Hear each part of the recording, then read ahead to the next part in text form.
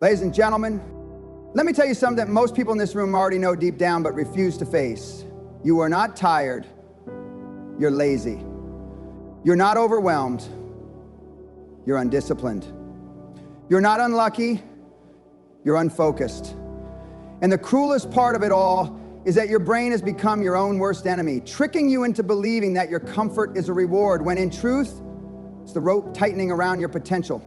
Laziness isn't some innocent habit. It's not taking it easy.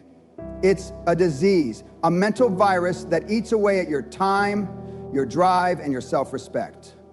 And it spreads faster than any infection I've ever studied in neuroscience because it disguises itself as self-care. It whispers lies like, you deserve a break, or you'll start tomorrow, or you've done enough for today. No, you haven't. You've barely scratched the surface of what you're capable of. As a neuroscientist, I've spent years studying the brain's reward systems, the circuitry that decides what feels good and what feels like effort. And let me tell you, your brain doesn't care about your dreams. It cares about survival. It's designed to keep you safe, not successful. It rewards you for conserving energy, for avoiding pain, for taking the easy route.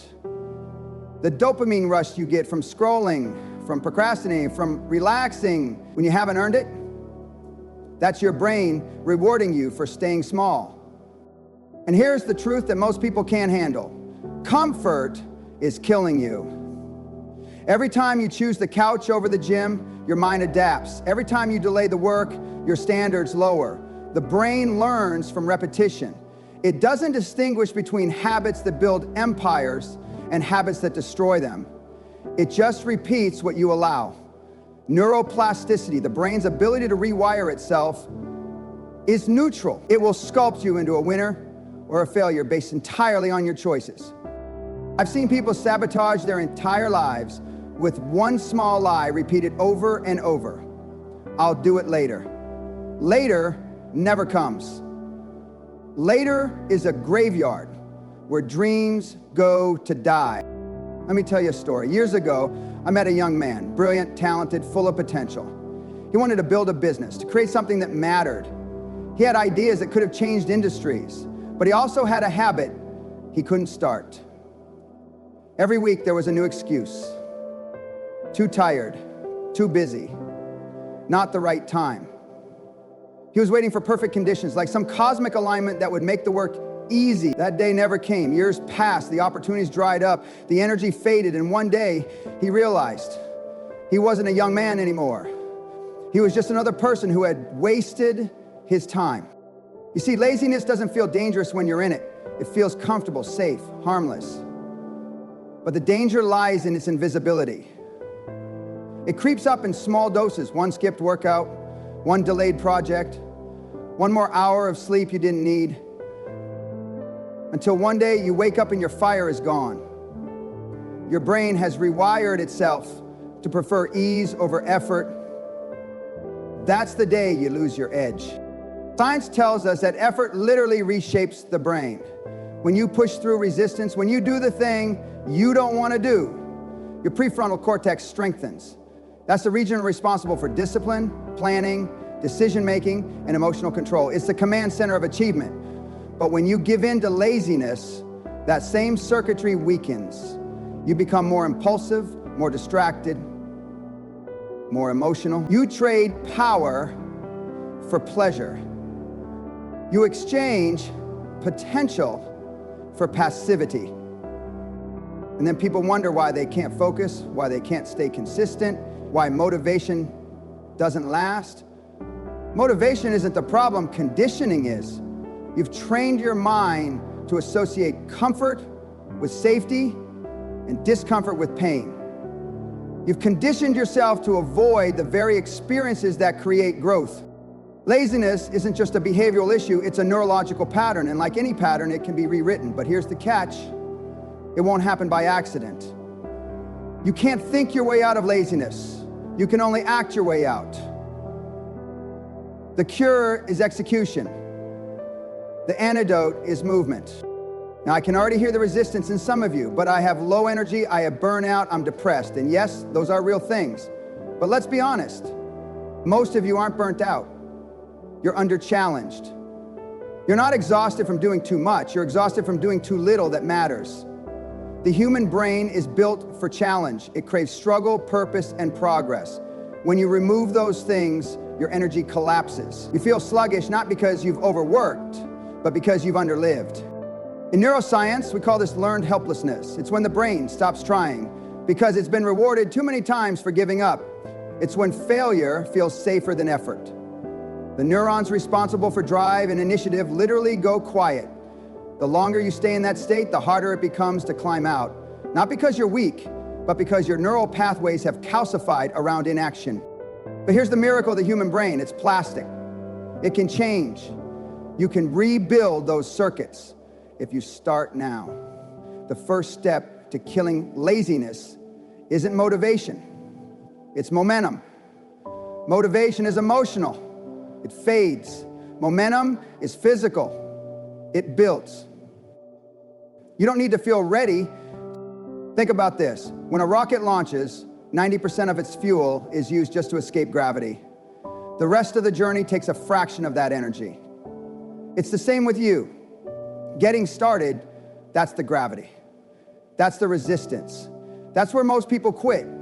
But once you push through, once you build motion, your brain starts releasing dopamine, not for avoiding the task, but for completing it. That's when laziness dies and discipline takes over. I've seen it happen. I've seen people who couldn't get out of bed become unstoppable machines of action. Not because they read a book, not because they watched a motivational video, but because they forced themselves day after day to do what they said they would do. Discipline is not born from inspiration, it's born from integrity. You don't need a new strategy. You need a new identity. Lazy people make lazy decisions. Disciplined people make disciplined ones. Winners don't wait for energy, they create it. They don't wait for clarity, they act into it.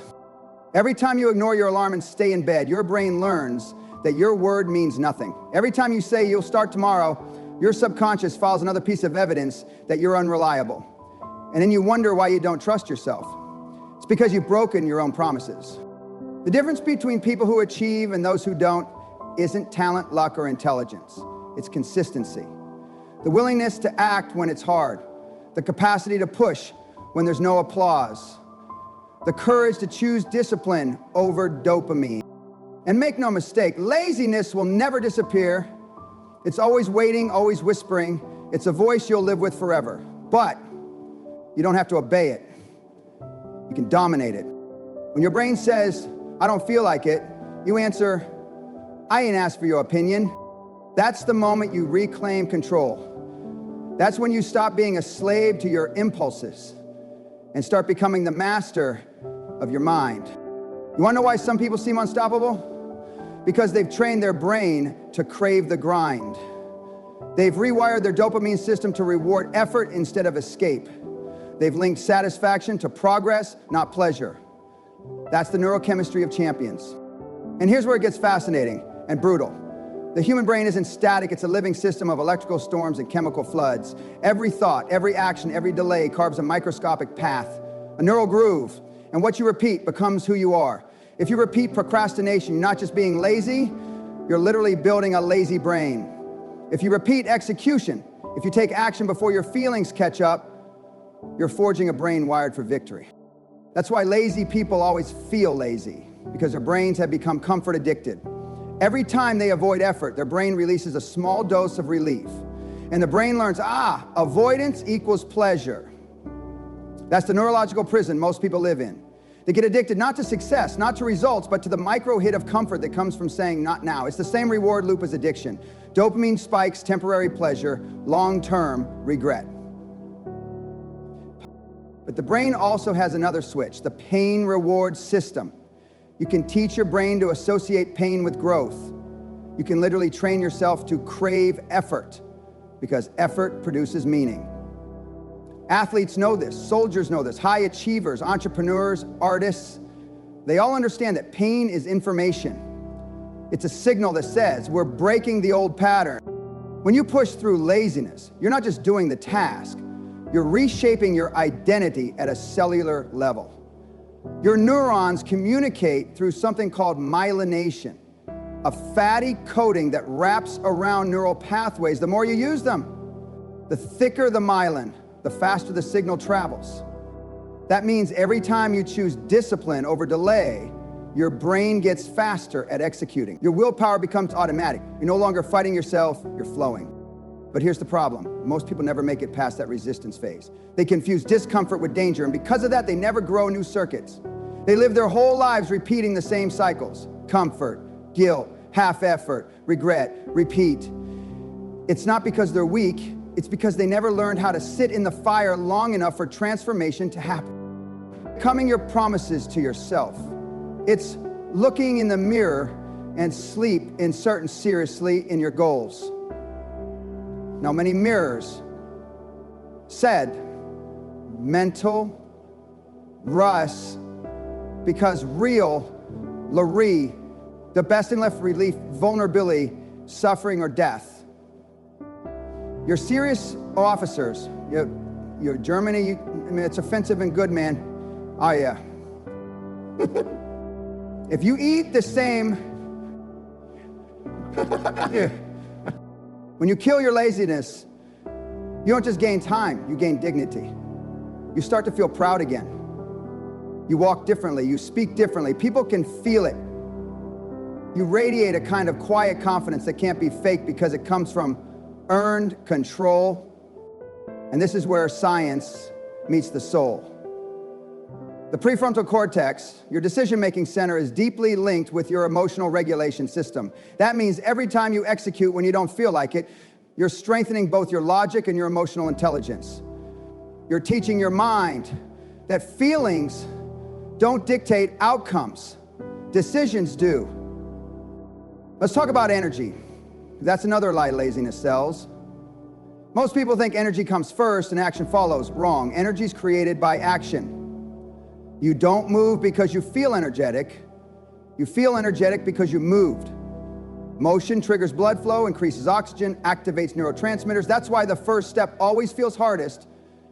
It's not your body that's tired, it's your willpower that's asleep. Emotion. You've got to wake it up with movement, with commitment, with defiance. The moment you break that inertia, everything changes. The body comes alive. The brain fires differently. And suddenly, you're in motion. That's why momentum is more valuable than motivation, because momentum doesn't rely on emotion. It's self-sustaining. Let me share something I saw in a medical rehabilitation center years ago. A man recovering from a spinal injury. Doctors told him he might never walk again. For months, he lay in that bed, defeated. One day, a therapist told him something that changed his life. If you can move a finger, you can move a mountain, but you've got to start. So he started, one finger, one movement, every single day. Painful, slow, frustrating. But over time, his brain began to rewire. The neural connections rebuilt themselves. Muscles woke up. Months later, he was standing. A year later, he was walking. That man taught me something profound. Laziness is a lie we tell ourselves when we've forgotten how small beginnings can be. You don't need to climb the mountain today, you just need to take one step. But you've got to take it now, not later, not someday. And let's be honest, the world doesn't reward lazy people. The world eats them alive. Life is competition. Nature is ruthless. Only in the human mind do we invent the fantasy that we can avoid effort and still deserve results. Look around. Every living thing fights to survive, to adapt, to grow. A tree doesn't say, I don't feel like reaching for the sunlight today. It grows or it dies. The same law applies to you. If you're not growing, you're decaying. There is no neutral ground. Laziness is not rest. It's slow decay masked as peace. You want to rest? Earn it. Work until your rest feels deserved, not stolen. Work until your body needs rest, not your excuses justify it. And stop glorifying balance before you've earned success. Balance is for those who built something worth maintaining. You're still building. You're still proving to yourself that you can handle the discipline required to win. Do you know what separates the top 1% from everyone else? It's not intelligence, it's not resources. It's the refusal to negotiate with laziness. They've killed that inner voice that says, later. They've replaced it with now. They don't ask, how do I feel? They ask, what needs to be done? And every time you override laziness, you rewire your brain to trust yourself more. That self-trust compounds. You start showing up better. You make faster decisions. You stop second-guessing.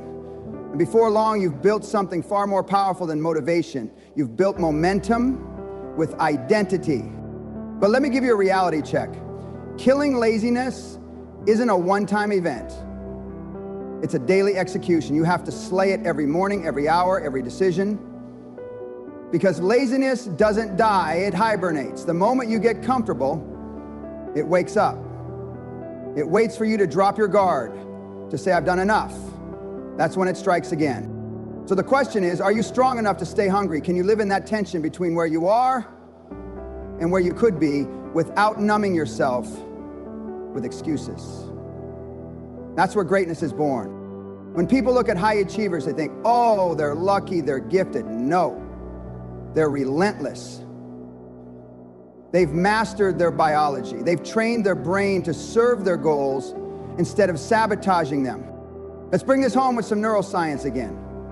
Inside your brain, there's a system called the reticular activating system, the RAS. It filters what you pay attention to. If your dominant pattern is laziness, your RAS will only show you reasons to stay comfortable. But if your dominant pattern is action, your RAS starts highlighting opportunities, ideas, resources. And your brain literally starts showing you paths forward because it now believes you're serious about progress. That's how you change your life. Not by hoping, not by dreaming, but by acting until your biology catches up. And yes, it's going to be uncomfortable. Growth always is, but so is regret. So is mediocrity. So is waking up one day realizing you traded decades of potential for temporary comfort. Pain is inevitable. Suffering is optional. Choose the pain that builds you, not the one that breaks you. I want you to remember something. Laziness is not your personality, it's your pattern. And patterns can be broken. Your brain is plastic until the day you die. You can still change. You can still build the life you want. But you've got to start now. Because time doesn't care. Opportunity doesn't care. Life doesn't wait. The only question is, will you?